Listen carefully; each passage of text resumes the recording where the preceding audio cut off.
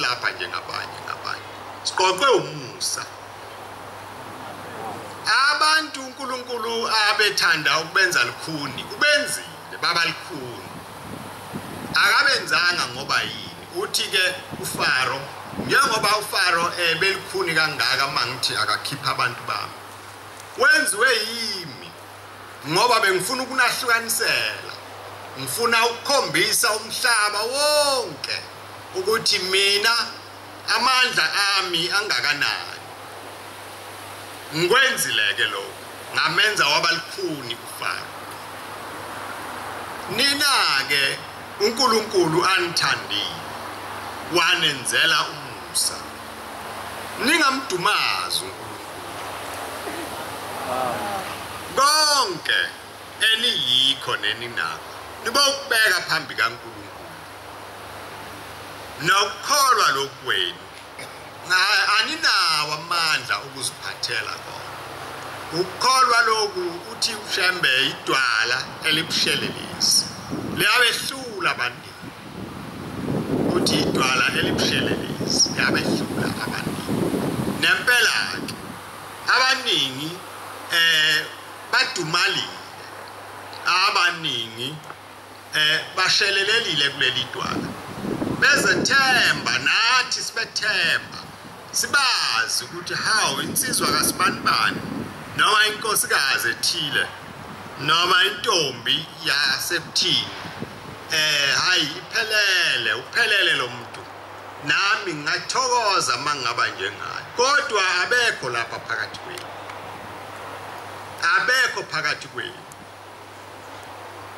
uNkulunkulu benze elikhulu efuna ukushumayela ngabo nina wayenza inhliziyo yenu yathamba yavuma ukumlandela nimlandela endaweni elikhulu esabekayo nesindayo nebithi uma umuntu ecabanga kuphela ukuthongo kuze kusebhekile athi inkosikazi izingane zami ziyakondliwa ubani ngoba elibona igodi lokufa liphambi komnyango kodwa kunjani namhla akho umuntu ongalali bonke abantu bayalala bakhululeke ngani na ngoba uNkulunkulu ukhona phakathi kwenu ubevele efuna ukunikhombisa uma nithanda ngoba ningabantu basemhlabeni niyomhlubuka okwenu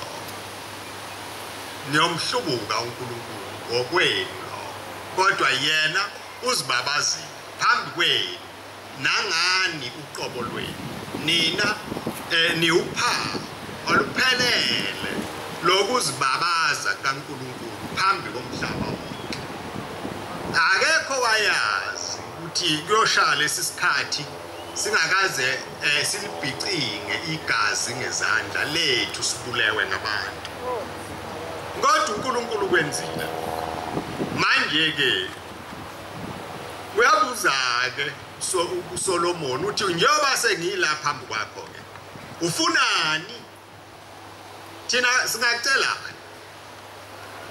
singacelani phambi kaNkulunkulu ngoba uNkulunkulu sesimbonile ukuthi ukhona phakathi kwethu akukho kunye ukuzibonakalisa okwedlula lokhu esesikubonile kodwa manje ngoba kunguJulayi ke bantu bami senifikile njengokunimema kwami ngihambe ngiqoqa zonke izindawo abanye bebengenayo nemali yokugibela abanye bebengazi ukuthi bayofika ebadleni phambili kodwa wezwa umuntu uthando lungaphakathi lunamandla kwangavuma ukubahlala ekhaya wathi cha ma indlala ibulala isiyangibulala phambili uNkulunkulu uzawubona nempela ke bafikile bakhona la nokuthi uNkulunkulu uzobagcina kanjani indaba yakhe leyo akusiyo indaba yomuntu ngoba thina siyesicabanga ukuthi siyazi kanti asazi sicabanga ukuthi asazi kanti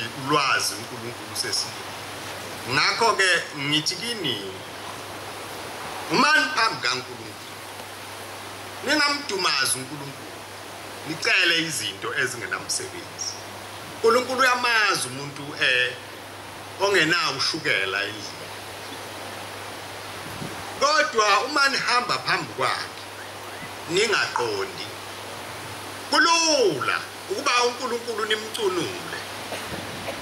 Uma nimcunula akana kushaya nina nodwa, uyawushaza shaya isizukulwane senu. Ehlisele ubuhlungu phezu kwawo abantwana benu ngenxa yenu. Manje ke uNkulunkulu umthandile, ningakwenzi okubi. Angathi uNkulunkulu mayinibizile wanibeka phambi kwakhe bese niphendula inhlangano yakhe ibe yifa lezono. Umuntu enze ngisho izono angazenzi uma esemzini wakhe, kodwa nele ukufika lapha kuvuke igwebu lenkohlakalo limemboze, angabe sabona lutho, angabe sakhuzeka, angakhuzwa muntu. Uma senilapha phambi kaNkulunkulu phelelani.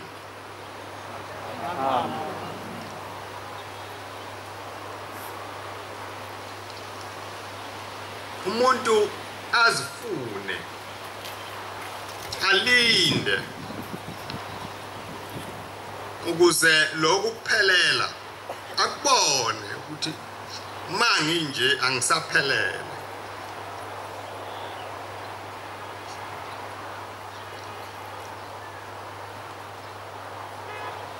Incwadi kaMateyu,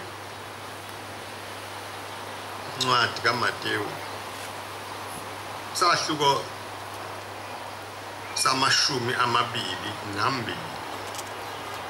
Mateyu amashumi amabili nambili.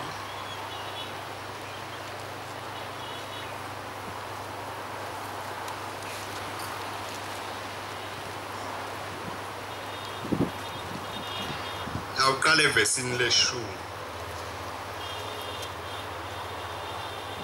Lezo zinceku zaphuma zaya ezindleleni zabutha bonke ezabafumanayo, ababi nabahle. Umthimba wazala abahlezi ekudleni. Ukuzala lokhu ulimi lwesiXhosa lo lisho ukugcwala. Inkosi ingenile ukubona abahlezi ekudleni, yabona khona umuntu ongenangubo yomthimba. Yathi kuye, mngane, ungene lapha kanjani ungenangubo yomthimba na? Wathula. Yathi kuye, mngane, ungene lapha kanjani ungenangubo yomthimba na? Wathula. Khona inkosi yathi ezincekwini, mbopheni izandla nezinyawo, nimthabathe nimphose ebumnyameni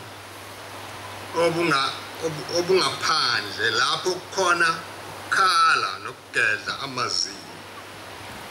Abamenyiweyo baningi, kodwa abakhethiweyo bayingcosana. Abamenyiweyo baningi, kodwa abakhethiweyo bayingcosana.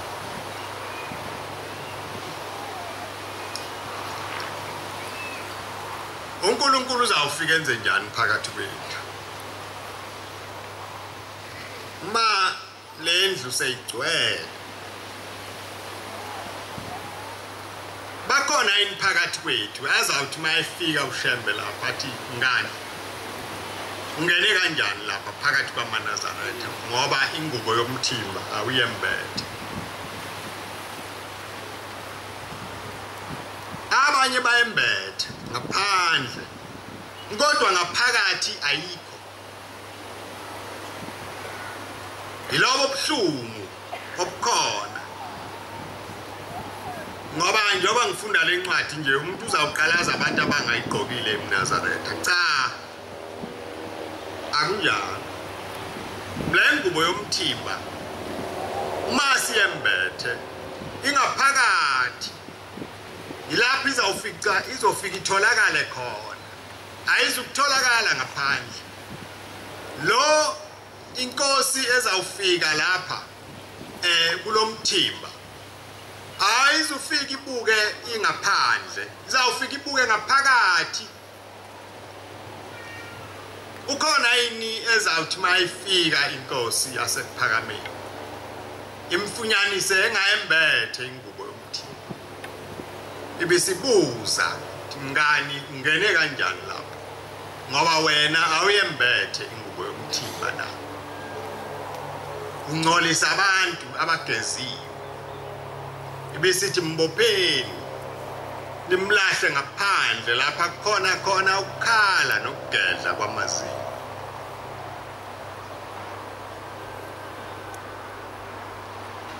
uma silapha asingabi njalo le ngubo yomthimba ayibe khona ngaphakathi siyembathe ngokupheleleyo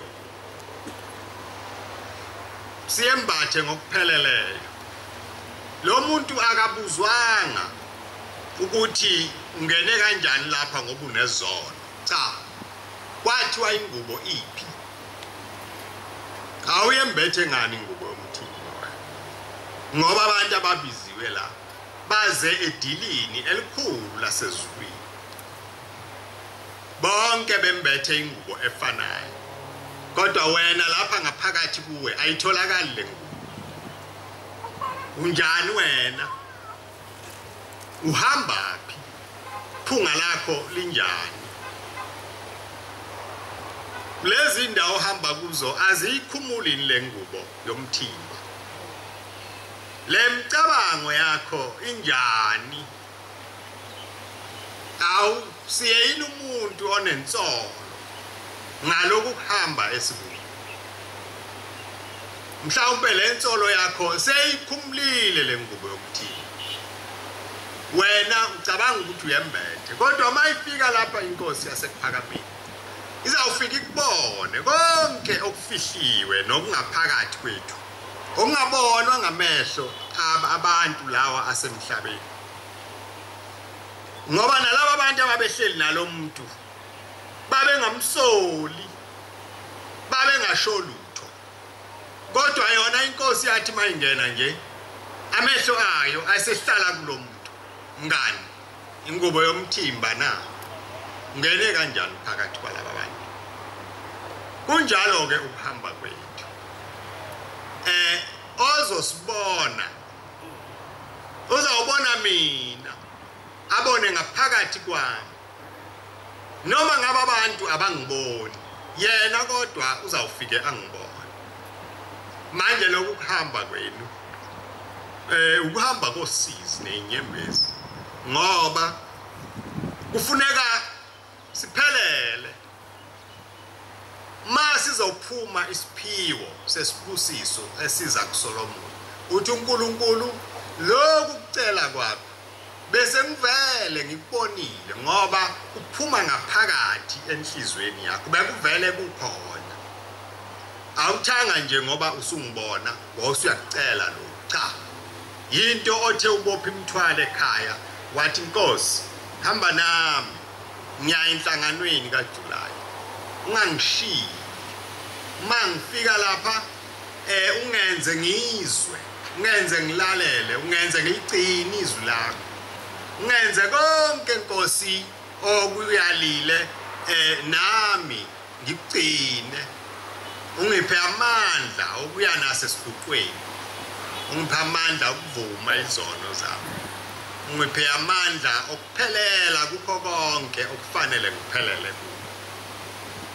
ngoba njengoba silana nje sishiye imizi enabo bonke ubumnandi obuthandwa emhlabeni kodwa sakhetha ukubala hawu kanti silapha nje futhi nakhona sazoqhubeka nemisebenzi emibi pho sizokwenzani cha uNkulunkulu akasiphe amandla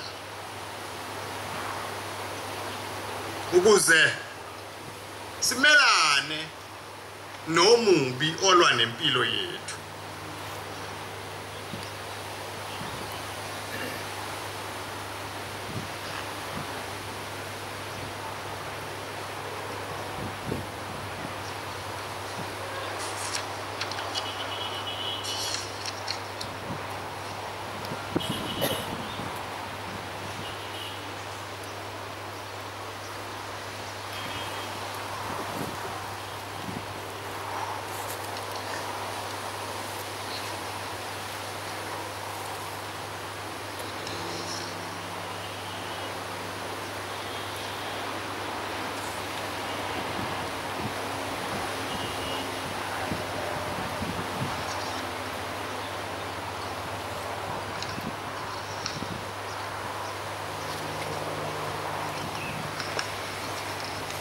Ngoma ekhulu namashumi amane nantathu. Khulu namashumi amane nantathu.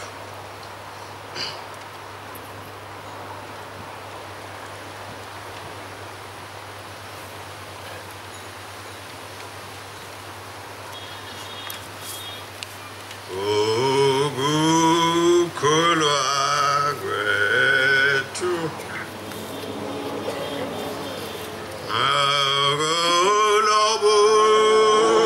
Nazaretha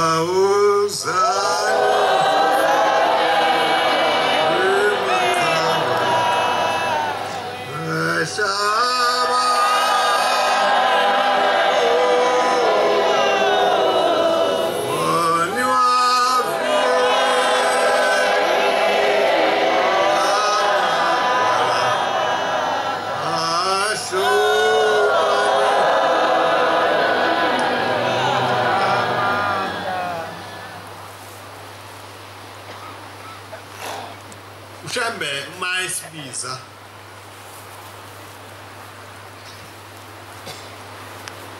olwethu hambo alifananga nabantwana laba ababethengiswa ukuthi mabe wela iJordani baya ojwini nobisi ney'nyosi. Wathi bantu abami ngibizela umuzi okhazimla ngaphezu kwelanga nenyanga. Wayewazi lo muzi ayikhuluma ngawo, wawubona mhlambe ngaphambi kokuba afike lapha phambi kwethu. uNkulunkulu wamthatha umphefumulo wakhe wafa, wamkhombisa konke amthuma kona.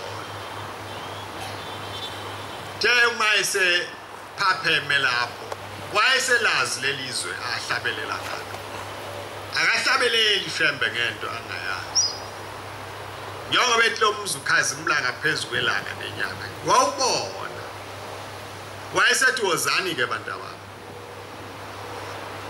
Kodwa lapha siyakhona kuthengani isibindi, le ndlela esizawuhamba ngayo nani incinyane. Akukho lutho lwakhona olumnandi, namatshe inameva. Le ndlela isibalimazile abantu abaningi abebethanda ukuyihamba, abafinyelelanga lapha beya khona, balimalile, behluleka. Abanye bakhathala bahlala phansi, abanye bazilahla bathi angise ukubuye ngizame ngoba ngehlulekile ngaliwe.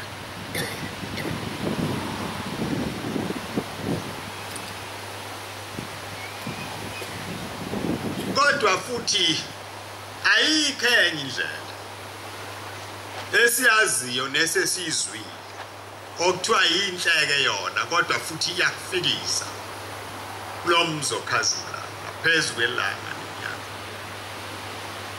Manje-ke kungakho-ke siloku sikhona lapho, siloku siliphatha leli gama, ngoba ekugcineni kwakho konke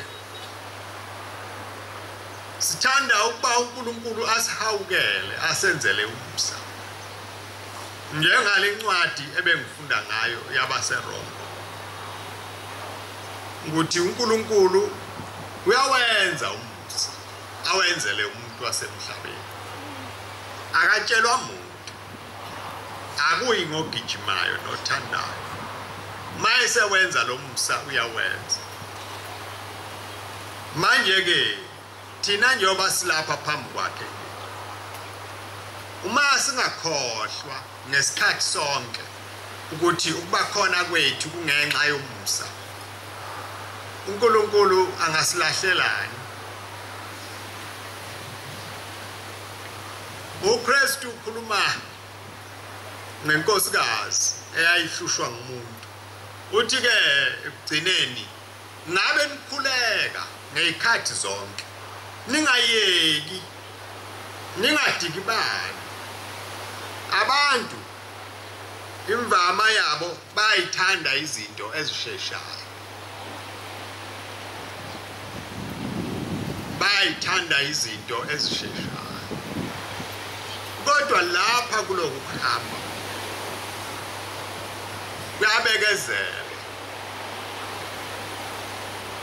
Uthi-ke uKristu mani khuleka ngey'khathi zonke, ningayeki.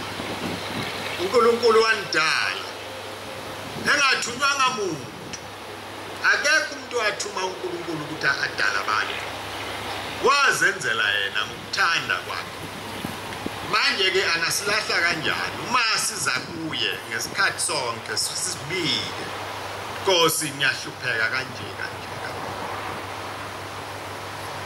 ngihlushwa isono, ngihlushwa ngamadimoni, ngihlushwa ukungcola, ngigeze ngale nsipho yakho yasezulwini. ukuthi umuntu mayegezile ngayo akhanye ngokukhanya phambi kwakhe ngoba sonke sihamba ngalokho lokho kunye akulutho usho njalo uChristu uthi konke lokho kunye kuyangwezezelwa kini ticelani indlela kaNkulunkulu kuqala beyiyona enibeka phambili njengalomuntu owacela ukuqonda indlela kaNkulunkulu uthi ke uChristu konke lokho okuthandwa ngabantu incebo le uNkulunkulu yonipha nje ngoba ningabakhe uyanithanda kodwa nina njengoba nifikile lapha enhlanganweni ngabe nikhulekela ukuba uNkulunkulu anihambise kahle kule ndlela yakhe unyawo lwenu alwaluse lunganyatheli endaweni ngoba omunye uyaphume kancane angabuya kuphinda akwazi ukubuyela angabuye aphinde akwazi ukubuyela endleleni manje uNkulunkulu akasihambise kahle kuloko kuhamba uNkulunkulu asenze sikhulume okuhle okufaneleyo makungenjalo sithule kunokuba sitholakale sesikhonkotha njengezindla sikhuluma zonke izinto ezingenamsebenzi nezingasisimuntu abantu bonke babe nethemba elipheleleyo lokuthi uNkulunkulu khona phambi kwabo abantu bonke umuntu abe umkhokheli wakhe unokukhokhelwa ngabanye abantu kodwa wena uzikhokhele kakhulu ngoba iphambeko zakho zaziwa nguwe ababaningi abantu abangawazi amacala abanawo imvama yabantu bayawazi amacala ayakhulunywa ngamacala wabeka ukuze uhlambuluke ngezeke uNkulunkulu anganibizi kuwo wonke amazwe lawo bese niphuma nonke ningaphethe lutho kungabi khona noyedwa nje ophethe isibusiso ngoba asikwenzanga abesibizele kona uNkulunkulu akesabi ukuzisola ma enze into yangaya lapha ethanda sengathi uNkulunkulu angasipha enhliziyo efana nale nhliziyo ayithola kuDavide ngoba naye wayifana nathi thina abantu sonke incwadi kaSamuel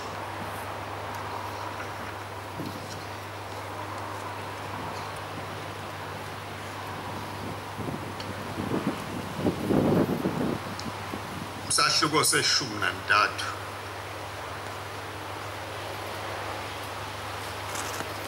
Samuel isahluko seshumi nantathu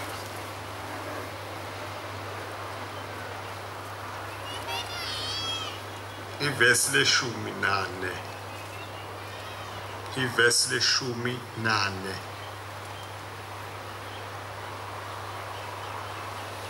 kepha manje umbuso wakho awuyikuma Jehova uzifunele umuntu onjengenhliziyo yakhe Jehova umisile yena abe inkosi yabantu bakhe ngokuba awugcinanga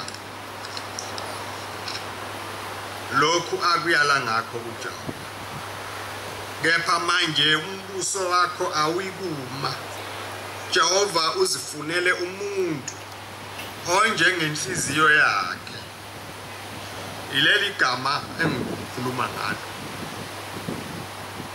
ukuthi uNkulunkulu owanibizayo akanifunyanise ninjalo le nhliziyo ayithola kuDavida efana neyakhe athi uma enihlola nonke afice inhliziyo yenu injalo Davida wayenjani kwakumuntu osolekayo mayesolwa wayaye azisole azehlise abanye abantu kuyabehlula lokho mayesolwa uyalwe omunye abe nezizathu cha ngikwenzile impela kodwa ke ayibe kufanele phela nami ngumuntu asho lokhu nalokhu uthi ke uNkulunkulu cha angifuni mina leyo nhliziyo enjalo lo engimtholile unenhliziyo efana nami libo hamba kahle ke phambi kaNkulunkulu ungacabangi ukuthi kunomuntu ozokungcolisa ubozibuka wena ukuthi uhambaphi uhamba kanjani kunokungcoliswa ngabanye abantu umuntu ozokungcolisa kakhulu nguwe abantu ohamba nabo bakhethwe nguwe mabe ngcolile bazakungcolisa nawe izindawo ozihambayo uzaziwa nguwe mazi ngcolile uzawungcola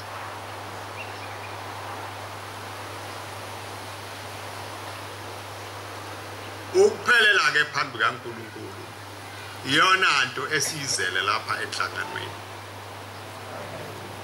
asibe njalo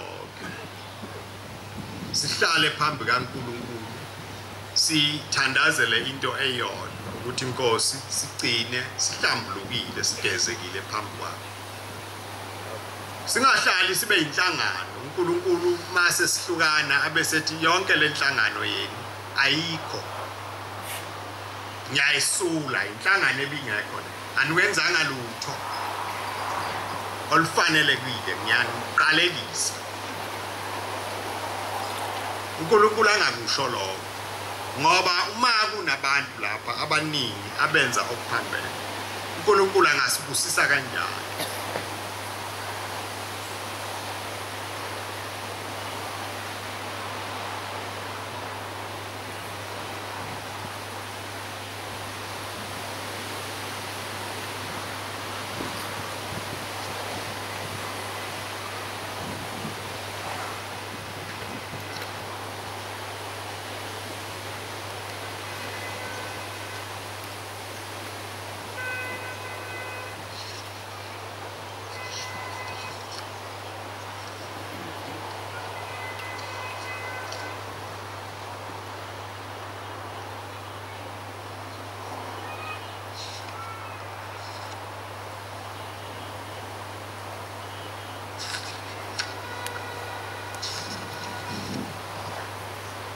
Ngoma yamakhulu amabili namashumi amabili nesikhombisa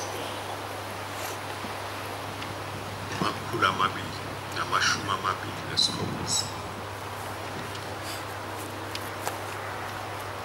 Inkosi busisa ukuphakama kwenhlangano